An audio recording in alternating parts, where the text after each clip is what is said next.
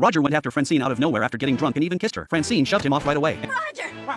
God! Why did you do that? And Roger finally realized he'd totally messed up. First thing the next morning, he was begging her for forgiveness in a panic. Francine tried to talk about what happened the night before, but Roger avoided the topic like it was the plague. She brought it up again at dinner, and Roger promised it'd never happen again, but when Francine said she was gonna tell her husband Stan the truth, Roger shot her down flat. He was convinced it'd ruin his friendship with Stan for good. The two of them headed to a bar, and Francine was ready to break the news to Stan. To her shock, Stan showed up out of the blue. Just as Francine was about to come clean, Roger started interrupting non-stop, doing everything he could to cut her off. Anytime she tried to spill the beans, Roger found a way to make her disappear. He begged Francine for one more chance, but she said no, so Roger knocked her out, stuffed her in a wooden crate, and buried it in the ground. He lied to Stan, saying Francine had gone home to rest, to dig himself out of the mess. Roger even got himself a girlfriend, had her kiss Stan, then drilled a hole in Francine's crate to drop food down to her on schedule. Later, Roger introduced his girlfriend to Stan and tried to get him to kiss her, but it flopped. Finally, Roger glanced out the window and practically wet himself in fear Francine had escaped and was on her way home. He immediately confessed everything to Stan, but lied and said Francine had kissed him first. Stan So, you admit it, you kissed Roger. What? No! hurled insults at Francine, and she knew right away Roger had twisted the truth. After Roger chased Stan off, Stan started getting suspicious, wondering if Francine was cheating on him. His emotions spiraled out of control, and he even thought about getting a divorce. Roger pretended to agree with the idea, but he was panicking on the inside. He was scared of losing the attic, the only place he had to stay. With no other choice, Roger had to tell Stan the whole truth, admitting he'd done everything just to hold onto his attic rooms. I'm gonna rip your head off. Stan went home and beat the crap out of Roger.